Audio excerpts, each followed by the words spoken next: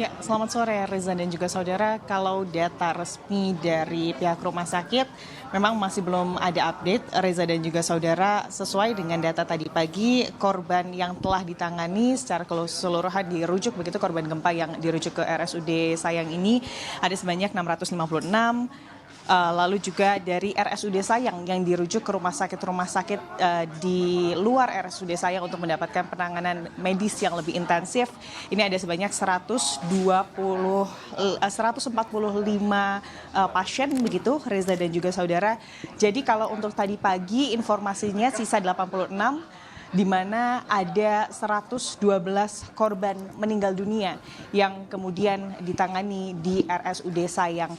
Namun Reza dan juga saudara, kalau semisal kita melihat kondisi secara kasat mata begitu kami pantau, kondisinya bisa jadi ini memang sudah kurang dari 86 orang karena di sini ada 11 tenda darurat yang didirikan di lapangan atau halaman RSUD Sayang, yang ini tenda darurat ini sebelumnya itu diperuntukkan bagi mereka korban-korban gempa yang tidak memerlukan penanganan-penanganan intensif atau penanganan-penanganan medis yang serius begitu.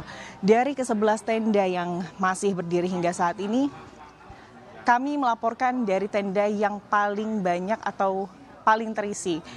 Tenda ini berkapasitas 50 orang, namun ini tenda yang paling banyak terisi dibandingkan tenda-tenda yang lainnya. Tenda-tenda yang lainnya mayoritas Reza dan juga saudara ini sudah kosong, sudah tidak ada pasien.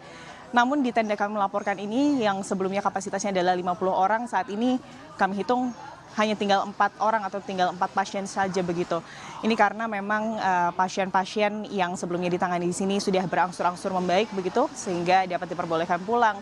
Lalu juga pasien-pasien yang sebelumnya diperlukan untuk mendapatkan penanganan intensif di IGD atau perlu dirujuk ke rumah sakit yang lebih memadai begitu peralatan medisnya, ini sudah berhasil dirujuk Reza dan juga saudara. Di IGD pun tadi pagi kami hitung pasiennya tidak lebih dari 10, ada 7 begitu Reza dan juga saudara, sehingga bisa dibilang saat ini kondisinya sudah lebih kondusif, sudah lebih lengang.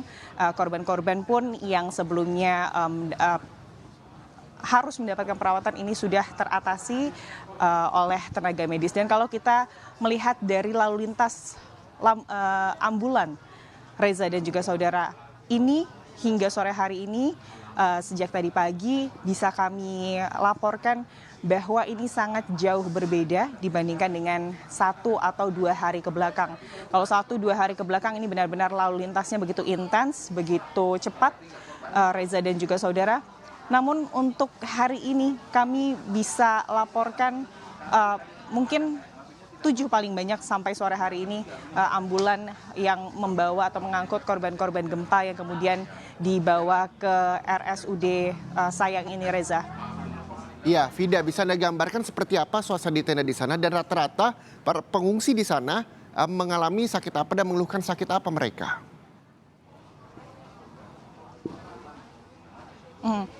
Reza, kondisinya kami bisa katakan ini adalah kebanyakan pasien-pasien yang kemudian mengalami patah tulang, luka lebam begitu, luka-luka jahitan. Kalau patah tulang sebetulnya lebih banyak atau mayoritas ini di IGD, tapi yang ada di tenda ini adalah mereka yang kemudian kondisinya lebam begitu, lalu juga masih susah untuk melakukan aktivitas, masih susah untuk melakukan mobilisasi, sehingga tidak memungkinkan bagi mereka untuk kemudian pulang karena memang rumah-rumah mereka ini kemudian masih rata dengan tanah. Lalu juga kalau mereka harus ke pengungsian ini juga tidak memungkinkan karena yang seperti yang kita tahu Reza dan juga saudara, di pengungsian ini pasti padat dengan masyarakat, warga yang mengungsi, sehingga aktivitas mereka yang masih terbatas ini tentunya menjadi penghalang saat kondisi kesehatan mereka saat mereka harus kembali ke pengungsian. Mereka yang di sini itu tentunya masih perlu dirawat oleh dokter meskipun memang tidak seintensif di hari-hari sebelumnya. Reza. Baik, terima kasih Vida Latas melaporkan langsung dari RSUD Sayang, Cianjur, Jawa Barat.